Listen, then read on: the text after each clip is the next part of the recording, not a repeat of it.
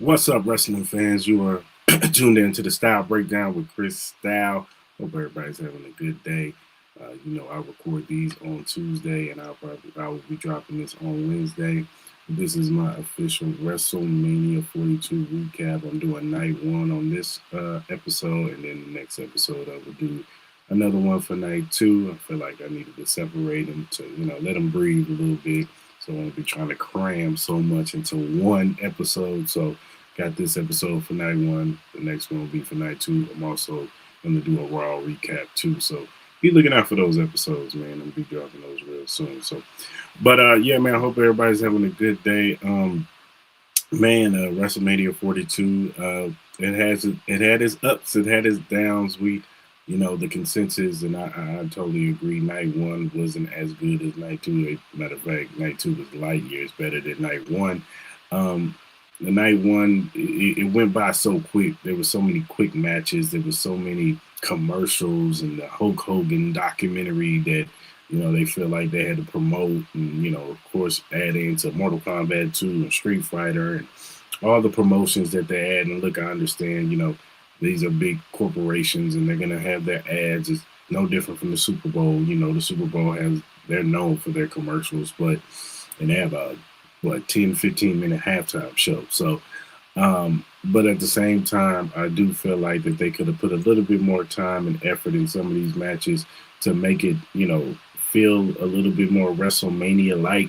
I felt like that they just skimmed through it so fast. If you look up, and it was like 6:20, 6:30, and I'm looking up and I'm looking at the people who I'm with, and man, it was main event time. It was Cody and Randy coming out of the stage, or coming out to the ring, and it's just like, wow, it's like this is the fastest WrestleMania I ever felt in my life. So, but hey, man, I'm gonna break it all down. Shout out to everybody who came out here to Vegas and was able to go to WrestleMania. I went to night two. So my night two recap will be a little bit different because I'll have a more in the building feel. Night one, I was at a pool party at the Palm. Shout out to everybody who was at the Palm. There was a lot of wrestlers up there at the Palms pool. The VIP section. Shout out to all those wrestlers that I saw up there. There's plenty of them. But it was a good environment, good vibes, and yeah, man. So let's just get into the card, man. Of course, John Cena was the host. He comes out and he does his spiel about how WrestleMania, how the lead up and the build of WrestleMania hasn't been everything that people wanted. Talking about ticket sales and things of that nature. And they made it a point to, this night made it a point to be like, hey, man, we heard y'all are bad. And John Cena came out and tried to, kind of give us that and just give us that disclaimer, when he came out to host. And that's another thing about John Cena being a host. He wasn't really much of a host. It was like he came out the first time, he came out another time when we'll talk about, and then that was it. it was nothing else. So, but hey, shout out to John Cena for doing at least giving time to back to the WWE to host WrestleMania. But so yeah, things kick off, and all right, let me pull this up. So we all know that the first hour is free on ESPN2, so they had to show. They was trying to showcase the best.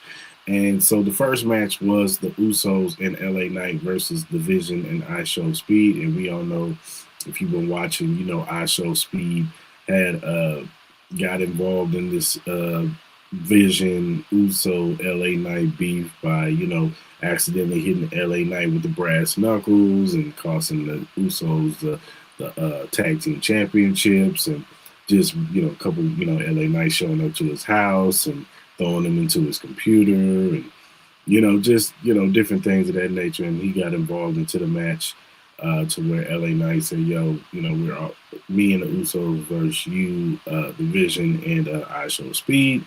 So here we are. The match is here.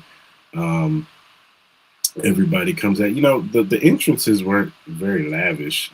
Outside of the Vision having a little Vision curtain and then it drops. But outside of that, they made sure that those entrances weren't very, excuse me, long. So they got right to it. The Usos end up taking out the Vision. They super kicked him out of the ring. So it was just LA Knight and I Show Speed. And they did a good job of, I would say, trying to shows athleticism. And the kid is definitely an athlete.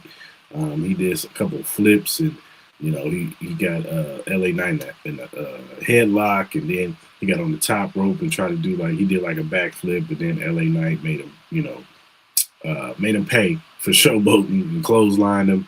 And that was pretty much, most of the match. They were, isolating um, I Show Speed for a little bit in the beginning, but then I Show finally got the tag, and Austin Theory and Logan Paul. They were pretty much isolating Jimmy for the most of the match. Jimmy was pretty much taking the brunt of the beat down, and then eventually Jay Uso gets the hot tag. Then of course, the segment of Logan Paul. He's on the ramp, like on the ropes closest to the announce table. Show tries to I Show Speed does a move, and it ends up bumping LA Knight into Logan Paul off the ramp. Austin Theory gets mad, picks him up, starts scolding him. Hey man, you knocked him out. Then he starts directing him like you about to make up for this, and that distraction led to Austin Theory pushing Theory into I Show Speed. Then Theory runs into a blood force trauma, and LA Knight ends up winning the match for LA Knight in the Vision. And yeah, man, this wasn't really really much to this match. It was also more so about Show getting a moment. And so after the match, Logan Paul is really mad at I Show, saying he ruined his WrestleMania moment. He hits him with the Titan punch, knocks him out, takes him outside, puts him on the table, signaling that he was about to do the frog splash onto the table, onto I Show Speed onto the table. The Usos and LA Knight come out and help. They beat up Logan Paul, take I Show Speed, tell him to get on the top rope. He gets on the ring post part, does a frog splash, which was really good. It was very impressive. That's one thing I will say about I Show Speed is the kid is very impressive with his athleticism. If he took it seriously, he'd probably be pretty good. So, but shout out to I Show Speed. He got his moment. He put up a picture of him as a little kid with the belt, and then him on the ring post, and that was a good moment for him, and it was a good way to open up eyes to people who are I Show Speed fans. We already know there's Logan Paul fans, and then you have your wrestlers with Theory and LA Knight. He has a big fan base. The Usos have a big fan base. So, but it was a good match. wasn't nothing crazy, but solid match. Then you had the next match was Jacob Fatu versus Drew McIntyre in an unsanctioned match. That unsanctioned match means that the WWE is not liable for what goes on in this match. So they can use tables, ladders, chairs, whatever they can get their hands on, which was the tagline of this match, which was the toolboxes and tools and stuff that were used in this match. It was a pretty solid match. It was a pretty good match. One of the better matches on this card.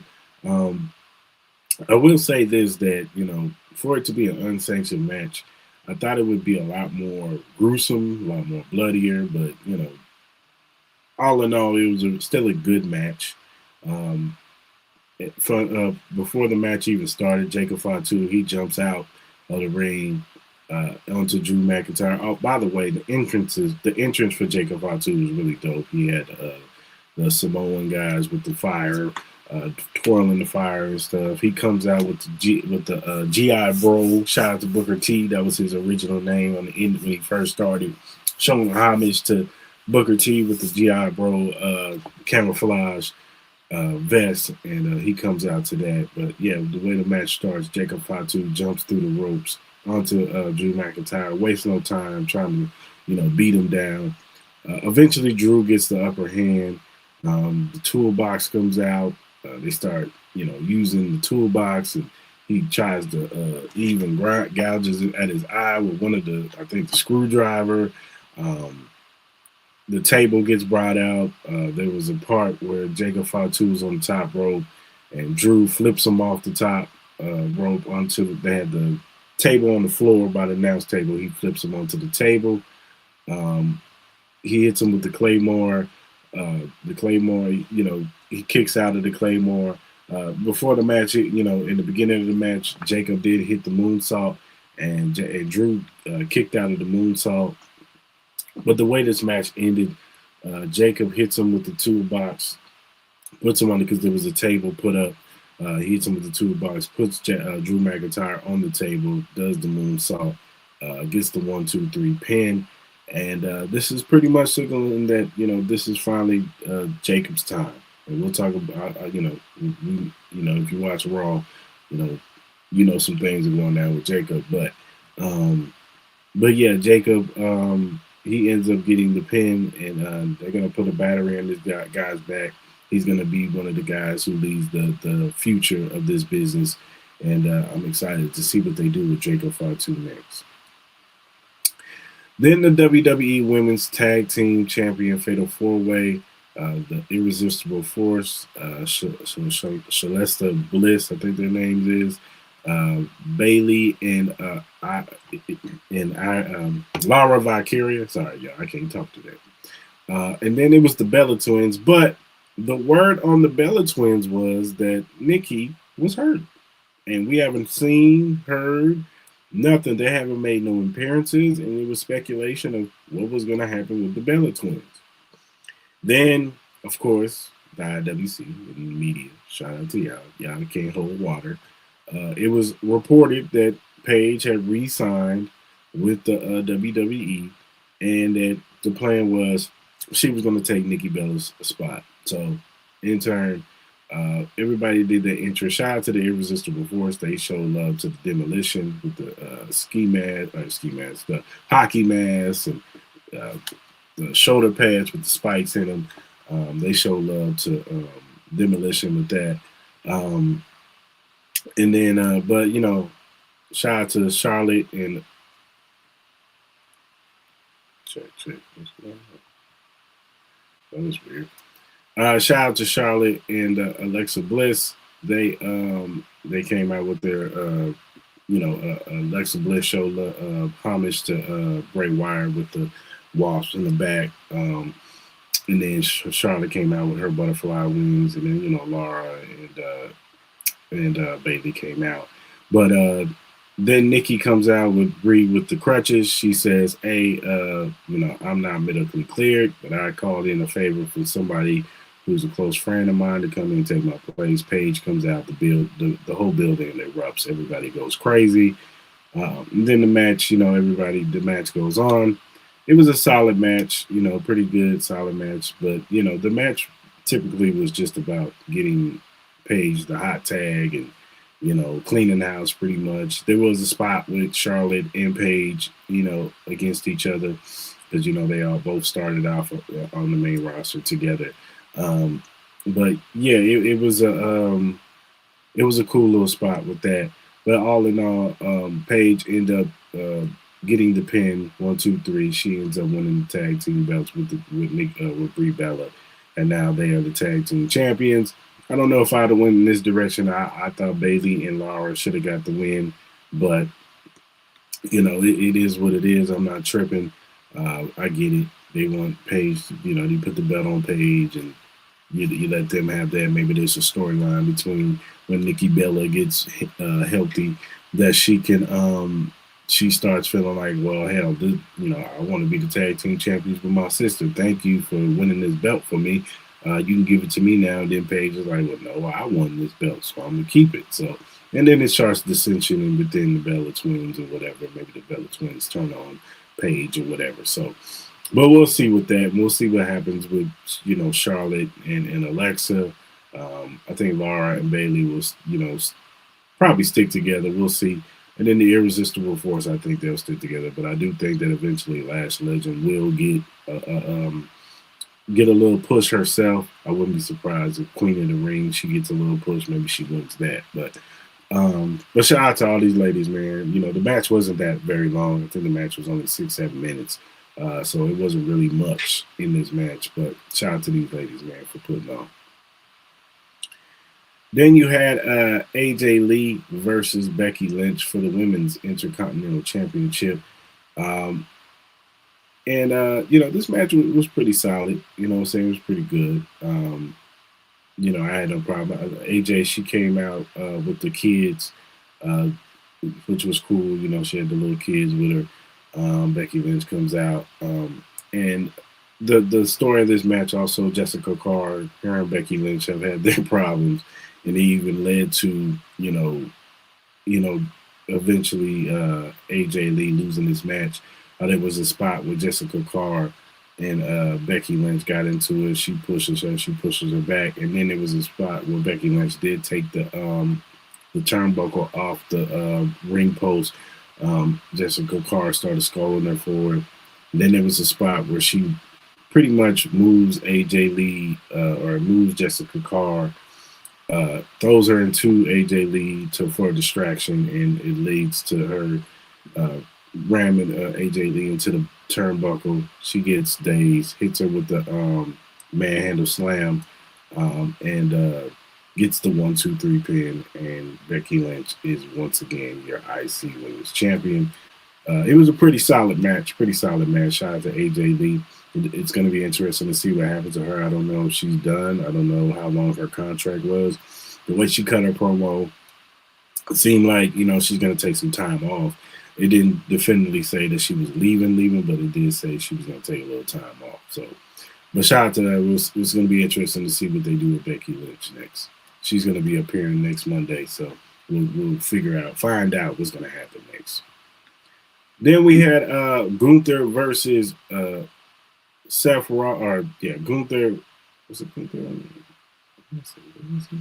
Yeah, it was Gunther versus Seth Rollins. We all know that Gunther, you know, attacked Seth Rollins a couple of weeks ago. It was a really small build-up, but the build-up was, you know, it was pretty solid. These guys finally got into it. Also, Gunther, you know, had his favor that he was going to cash in with Paul Heyman if he takes out Seth Rollins. But hey, man, the chemistry between these two, this match, we knew this match was going to be technically sound. It was going to be a great match, and it was anything short from that. Shout out to Seth Rollins and his entrance. He had the smoke coming from his jacket. That was dope. I like that. It was dope for real. But once the match, before the match even started, Gunther wasted no time. He hit him with the double drop kick and just started all on slot on Seth Rollins. But Seth Rollins ended up getting the upper hand. It was a good back and forth, good match. But then it was a spot where Seth Rollins takes out Gunther over the announce table. He's, you know, beat up over the announce table. Seth Rollins kind of walks to the side of the ring out of nowhere. Ron Breaker spears him, which I predicted. I did predict that, but he hits him with the spear, takes him out, and then puts him in the ring. Gunther comes in, chokes him out, and Seth ends up fading out.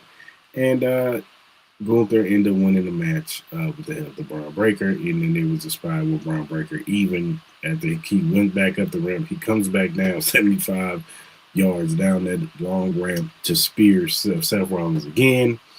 And pretty much setting these guys up to face each other either at Backlash or SummerSlam. Maybe they do Backlash and SummerSlam. So shout out to them. You know, they're about to put the battery into this feud. And shout out to Gunther. It looks like maybe he's going to be trying to go after the WWE champion or the World Heavyweight Championship. Maybe even, on Monday somebody kind of interrupted his interview, and maybe they're going to go that direction too. We'll see. Then there was this before this the next match. There was a segment where John Cena comes out, and next thing you know, he announces Bianca Belair in the building. She comes down to the ramp. She's wearing all blue, looking lovely, and she reveals that she is pregnant. Bianca Belair is pregnant, y'all. Shout out to Montez Ford and Bianca, man, for finally being able to conceive a child together. I know Montez has a daughter already, but I'm glad that they can both share a child together. Shout out to Bianca, man. She was looking beautiful with the even with the baby bump, with the blue on. It looked good on her, man, and I'm just happy for them. We'll see. You know, with having a baby, you never know a person's mindset, and you know, you don't know how long that's going to take her to get back in the ring because when you ever, this is her first child. You know what I'm saying, first and foremost, and you don't know how long that's going to take. It could be next year. It could be the year after next. It may take It may take a year. It may take a few years. It depends on where her mindset is. I just pray that she has a healthy pregnancy, a healthy birth, a healthy baby, and whenever she's ready to come back, we'll welcome her with open arms for sure, for sure. Then we had the Women's World Championship match: Liv Morgan versus Stephanie Van Care. This build-up was pretty good too. These girls have been beating the hell out of each other week to week. It just got to a point where it's just like, stop all this talking. Let's just beat the hell out of each other. The Stephanie Van Care bump Liv Morgan into Roxanne, and Liv had the big bump on her forehead, and yeah, it was just a great build-up. But the match, it was a short match. I think the match was only like 9 minutes. But it was a pretty solid match. The ladies were going back and forth. Of course, Roxanne tries to distract. She gets punched for her troubles. Raquel tries to distract, and then Stephanie Van Care jumps through the ropes to on top of Raquel and Roxanne. And that was the distraction that ultimately cost her the match. Then Morgan hits her move on her, and she becomes the new World Women's Champion, being the first Grand Slam champion. Yeah, man, shout out to Liv Morgan. You know what I'm saying? They're gonna start her reign. I'll talk more about what happened on Monday night with her, but yeah, man, shout out to her and Stephanie Van Care. They had a solid match, but it was short. It was short. Which leads us to our main event. Of course, Pat McAfee comes out. Randy Orton comes out. Cody has his long entrance with the mask and all that stuff. He comes down. Of course, Pat McAfee announces Randy Orton's name. Cody Rhodes does his thing. And the Pat McAfee hits Cody Rhodes with the microphone, trying to take him out. Tries to get the upper hand, but Cody ultimately gets the better of Randy, throws him out the ring. Then he concentrates on Pat McAfee, beats him up, puts him on the table. Jelly Roll comes out of nowhere, gets on the Spanish announce table, jumps from the Spanish announce table onto the regular table and American speaking table, and does an elbow drop and takes out Pat McAfee. Tells Cody, now go and do that, get your one-on-one, you know what I'm saying, like we all want to see, like it should be. Pretty much TKO saying, look, our bad, we shouldn't have involved Pat McAfee. We know. We're going to give you your match. We're going to give you what you want. No Pat McAfee involvement. Or was it? But they stretch her out. Pat McAfee, he gestures that he's good, but then he gives the crowd a middle finger. And then the match goes on. And in this match, I'll say Cody was working more like a heel with some of the moves and stuff he was doing. My man was doing the boot to the face mocks and, mocking Randy Orton, thumbs to the eye, boots to the nuts, you know what I'm saying, kicks him in the balls when Randy tries to kick him. The thumb to the eye ultimately, led to Randy Orton RKOing the referee. Then he had the chance to get Cody. He RKO's him. Pat McAfee runs down with a neck brace and a referee shirt. And this is where I didn't understand. I didn't understand why Pat McAfee, why did he do such a slow count? I get it, he was supposed to seem like he was injured, but why he just didn't do a fast count and then let Cody win? I mean, let Randy win. I didn't understand that. But he does a slow count, 1, 2. Cody kicks out the last minute. Then Randy gets up looking like, he sees food. Pat McAfee is egging him on in his ear. And then out of nowhere, of course, Randy Orton RKO's Pat McAfee. And that distraction led to Cody getting up, hitting the crossroads, and getting the 1, 2, 3 pin. Cody Rhodes is still your undisputed world or WWE champion. And yeah, then he's celebrating.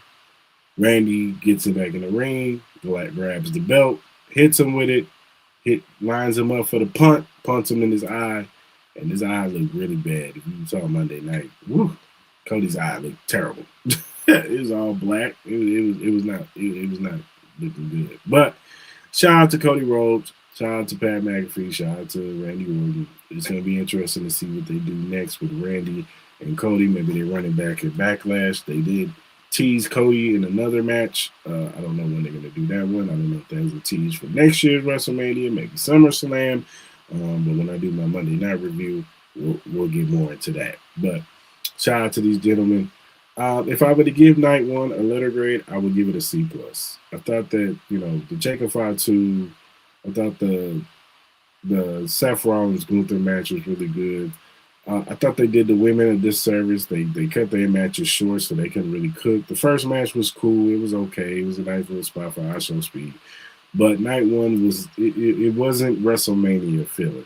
It was very, very lackluster in that. It was a lot of commercials. That's why everybody's calling it commercial mania and ad mania, which I feel like led to why night 2 was so much better. And when I do my episode for night 2, we'll get into that. But shout out to WWE. Shout out to everybody who was there that night. Shout out to everybody who got to watch WrestleMania. I hope you enjoyed it.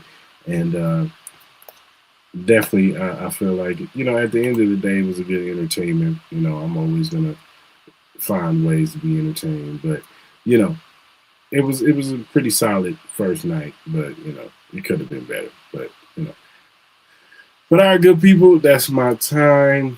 Hope everybody has a good day. Check out my other episodes coming soon with the night 2 recap and Raw recap. So until then, I am out.